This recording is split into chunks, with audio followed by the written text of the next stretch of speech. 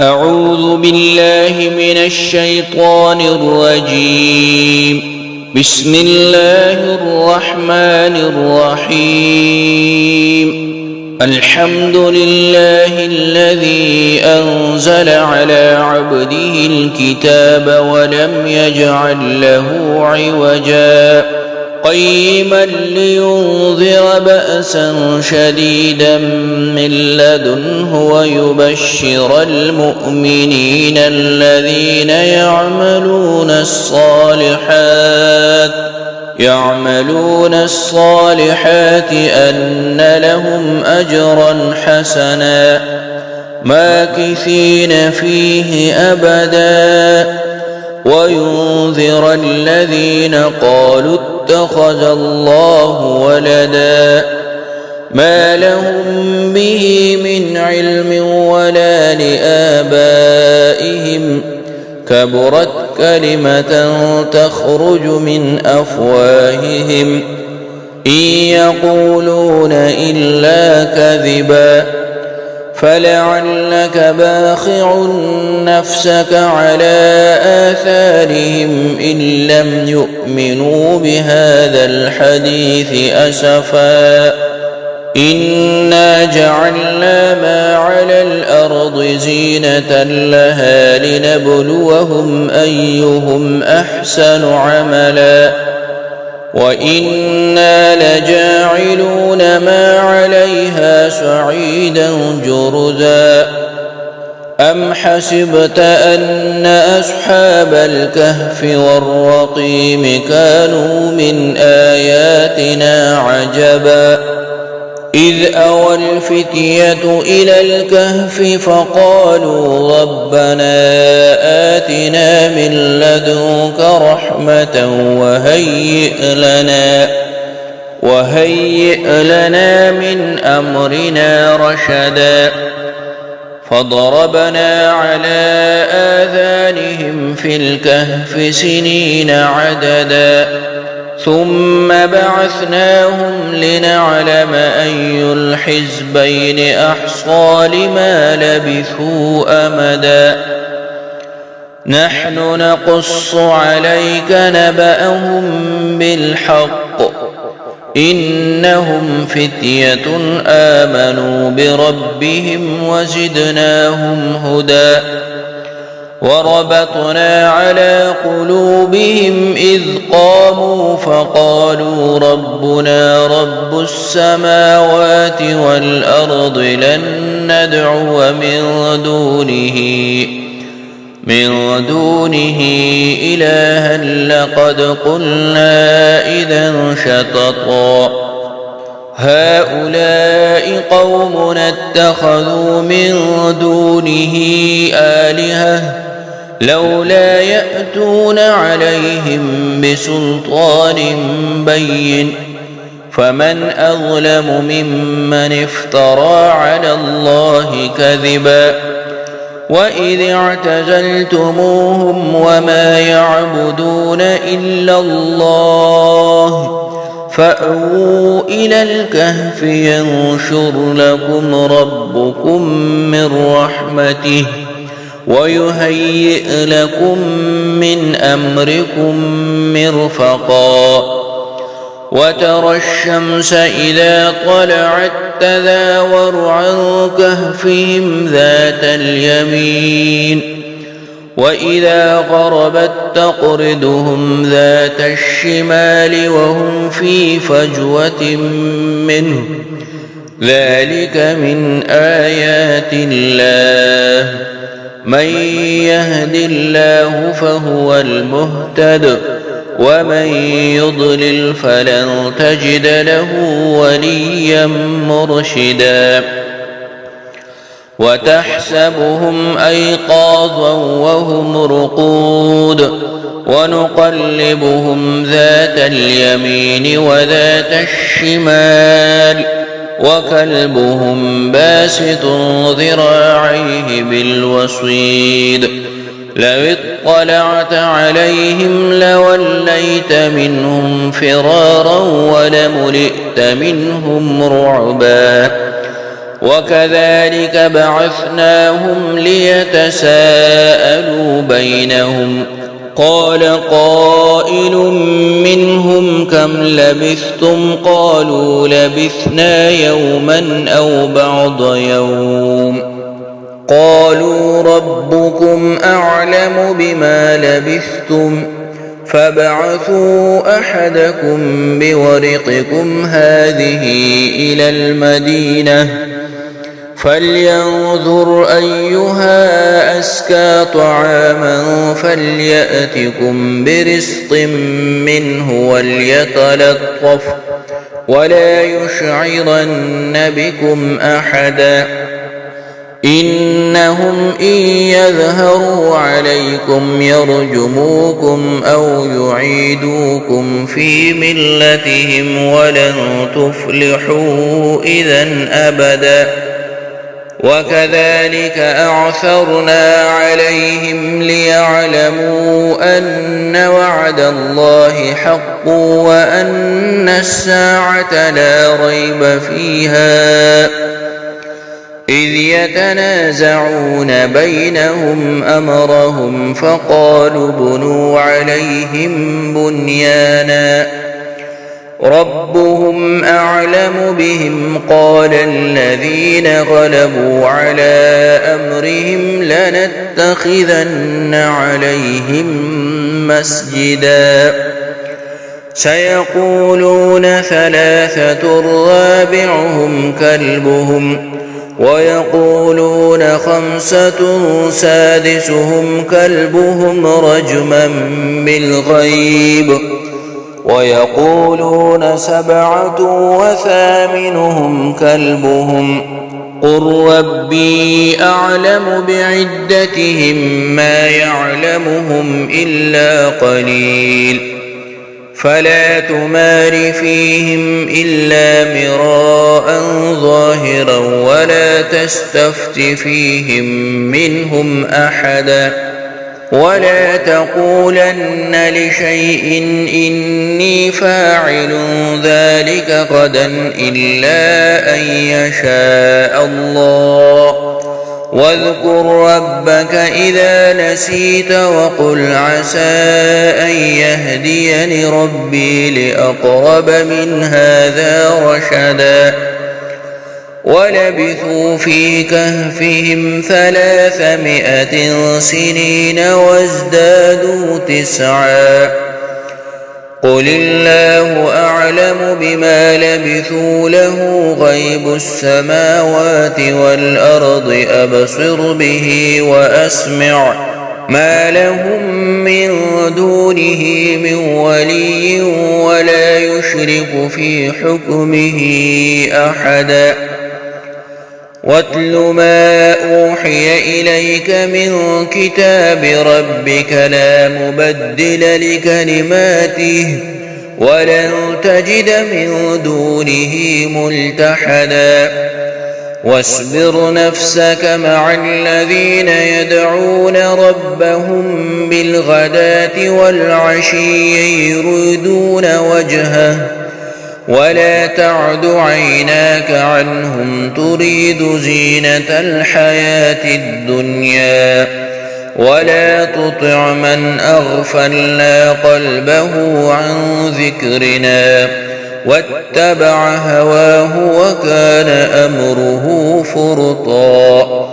وقل الحق من ربكم فمن شاء فليؤمن ومن شاء فليكفر إنا أعتدنا للظالمين نارا أحاط بهم سرادقها وإن يستغيثوا يغاثوا بماء كالمهل يشوي الوجوه بئس الشراب وساءت مرتفقا إن الذين آمنوا وعملوا الصالحات إنا لا نضيع أجر من أحسن عملا أولئك لهم جنات عدن تجري من تحتهم الأنهار يحلون فيها من أساور من ذهب ويلبسون ثيابا خضرا من سندس واستبرق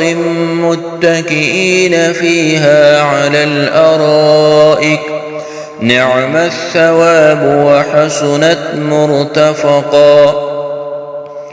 واضرب لهم مثل الرجلين جعلنا لأحدهما جنتين من أعناب وحففناهما بنخل وجعلنا بينهما زرعا كلتا الجنتين آتت أكلها ولم تظلم منه شيئا وفجرنا خلالهما نهرا وكان له ثمر فقال لصاحبه وهو يحاوره أنا أكثر منك مالا وأعز نفرا ودخل جنته وهو ظالم لنفسه قال ما أظن أن تبيد هذه أبدا وما أظن الساعة قائمة ولئن رددت إلى ربي لأجدن خيرا منها منقلبا. قال له صاحبه وهو يحاوره أكفرت بالذي خلقك من تراب ثم من نطفة ثم سواك رجلا لكن هو الله ربي ولا أشرك بربي أحدا. ولولا إذ دخلت جنتك قلت ما شاء الله لا قوة إلا بالله إن ترني أنا أقل منك مالا وولدا فعسى ربي أن يؤتيني خيرا من جنتك ويرسل عليها حسبانا من السماء فتصبح صعيدا زلقا أو يصبح ماؤها غورا فلن تستطيع له طلبا. وأحيط بثمره فأصبح يقلب كفيه على ما أنفق فيها وهي خاوية على عروشها ويقول يا ليتني لم أشرك بربي أحدا ولم تكن له فئة ينصرونه من دون الله وما كان منتصرا. هنالك الولاية لله الحق هو خير ثوابا وخير عقبا. واضرب لهم مثل الحياة الدنيا كماء أنزلناه من السماء فاختلط به نبات الأرض فأصبح هشيما تذروه الرياح وكان الله على كل شيء مقتدرا. المال والبنون زينة الحياة الدنيا والباقيات الصالحات خير عند ربك ثوابا وخير أملا. ويوم نسير الجبال وترى الأرض بارزة وحشرناهم فلم نغادر منهم أحدا وعرضوا على ربك صفا لقد جئتمونا كما خلقناكم أول مرة بل زعمتم أن لن نجعل لكم موعدا. ووضع الكتاب فترى المجرمين مشفقين مما فيه ويقولون يا ويلتنا ما لهذا الكتاب لا يغادر صغيرة ولا كبيرة إلا أحصاها ووجدوا ما عملوا حاضرا ولا يظلم ربك أحدا وإذ قلنا للملائكة اسجدوا لآدم فسجدوا إلا إبليس كان من الجن ففسق عن أمر ربه أفتتخذونه وذريته أولياء من دوني وهم لكم عدو بئس للظالمين بدلا ما أشهدتهم خلق السماوات والأرض ولا خلق أنفسهم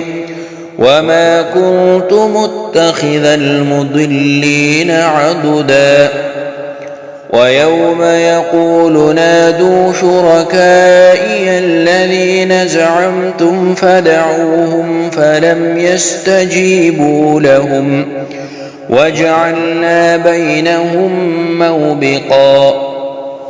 ورأى المجرمون النار فظنوا أنهم مواقعوها ولم يجدوا عنها مصرفا ولقد صرفنا في هذا القرآن للناس من كل مثل وكان الإنسان أكثر شيء جدلا وما منع الناس أن يؤمنوا إذ جاءهم الهدى ويستغفروا ربهم إلا أن تأتيهم سنة الأولين أو يأتيهم العذاب قبلا وما نرسل المرسلين إلا مبشرين ومنذرين ويجادل الذين كفروا بالباطل ليدحضوا به الحق واتخذوا آياتي وما أنذروا هزوا ومن أظلم ممن ذكر بآيات ربه فأعرض عنها ونسي ما قدمت يداه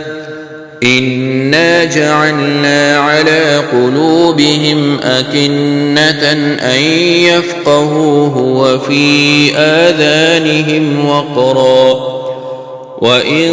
تدعهم إلى الهدى فلن يهتدوا إذن أبدا وربك الغفور ذو الرحمة لو يؤاخذهم بما كسبوا لعجل لهم العذاب بل لهم موعد لن يجدوا من دونه موئلا وتلك القرى أهلكناهم لما ظلموا وجعلنا لمهلكهم موعدا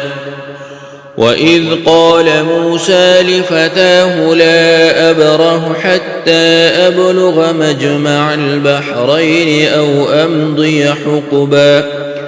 فلما بلغا مجمع بينهما نسيا حوتهما فاتخذ سبيله في البحر سربا فلما جاوزا قال لفتاه آتنا غداءنا لقد لقينا من سفرنا هذا نصبا قال أرأيت إذ أوينا إلى الصخرة فإني نسيت الحوت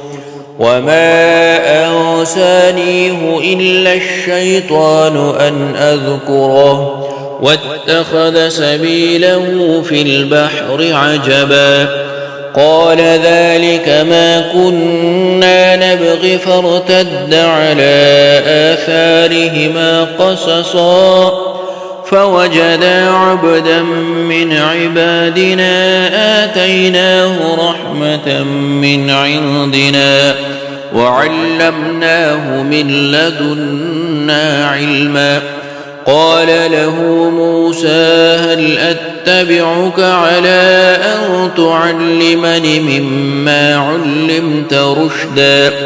قال إنك لن تستطيع معي صبرا وكيف تصبر على ما لم تحط به خبرا؟ قال ستجدني إن شاء الله صابرا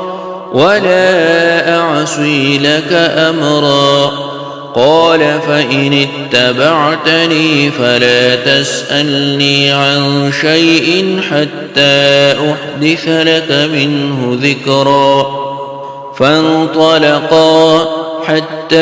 إذا ركبا في السفينة خرقها قال أخرقتها لتغرق أهلها لقد جئت شيئا إمرا. قال ألم أقل إنك لن تستطيع معي صبرا؟ قال لا تؤاخذني بما نسيت ولا ترهقني من أمري عسرا. فانطلقا حتى إذا لقيا غلاما فقتله قال أقتلت نفسا زكية بغير نفس لقد جئت شيئا نكرا. قال ألم أقل لك إنك لن تستطيع معي صبرا؟ قال إن سألتك عن شيء بعدها فلا تصاحبني قد بلغت من لدني عذرا. فانطلقا حتى إذا أتيا أهل قرية استطعما أهلها فأبوا أن يضيفوهما فوجدا فيها جدارا يريد أن ينقض فأقامه. قال لو شئت لاتخذت عليه أجرا. قال هذا فراق بيني وبينك سأنبئك بتأويل ما لم تستطع عليه صبرا. أما السفينة فكانت لمساكين يعملون في البحر فأردت أن أعيبها وكان وراءهم ملك يأخذ كل سفينة غصبا. وأما الغلام فكان أبواه مؤمنين فخشينا أن يرهقهما طغيانا وكفرا فأردنا أن يبدلهما ربهما خيرا منه زكاة وأقرب رحما. وأما الجدار فكان لغلامين يتيمين في المدينة وكان تحته كنز لهما وكان أبوهما صالحا فأراد ربك أن يبلغا أشدهما ويستخرجا كنزهما رحمة من ربك وما فعلته عن أمري ذلك تأويل ما لم تسطع عليه صبرا.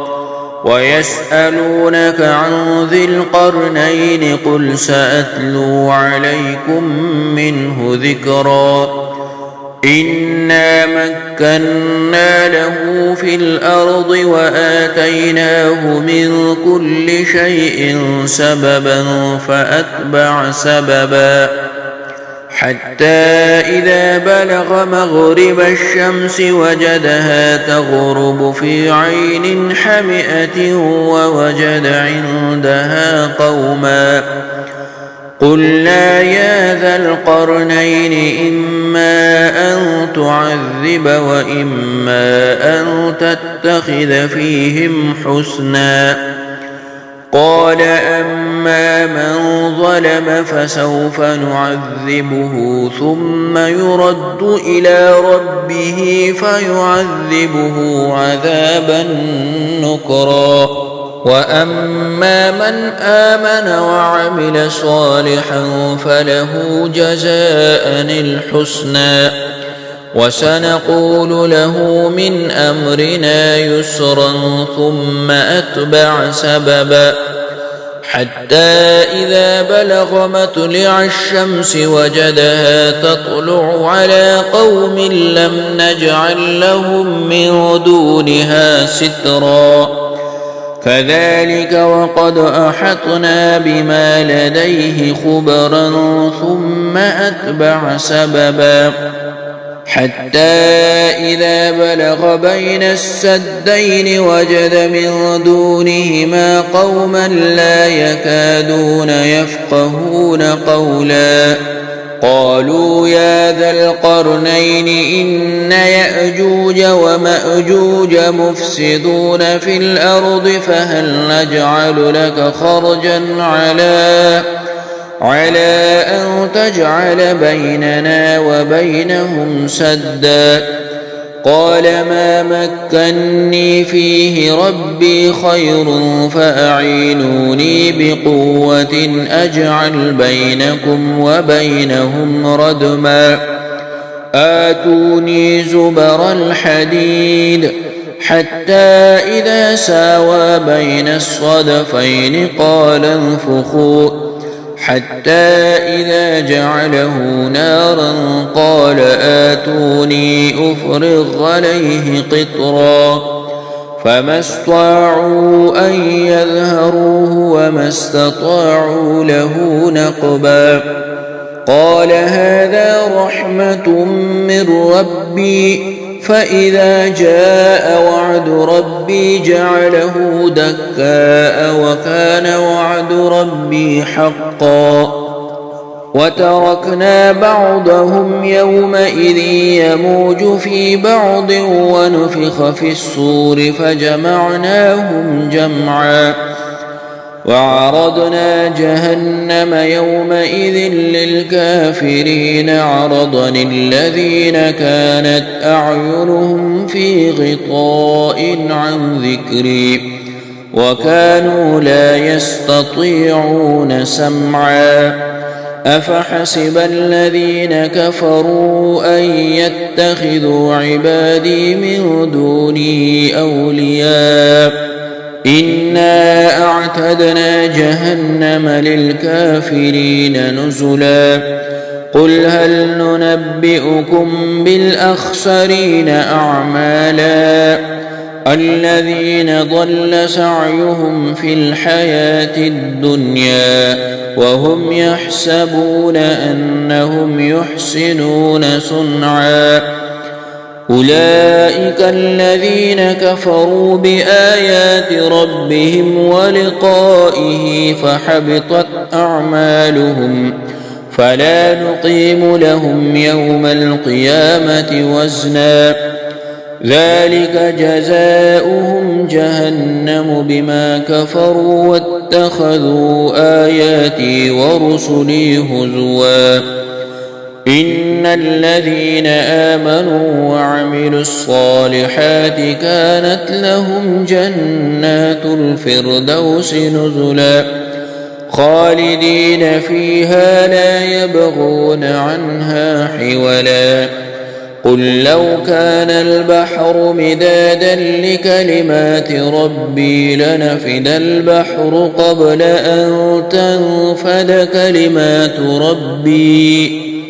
ولو جئنا بمثله مددا قل إنما أنا بشر مثلكم يوحى إلي أنما إلهكم إله واحد فمن كان يرجو لقاء ربه فليعمل عملا صالحا ولا يشرك بعبادة ربه أحدا.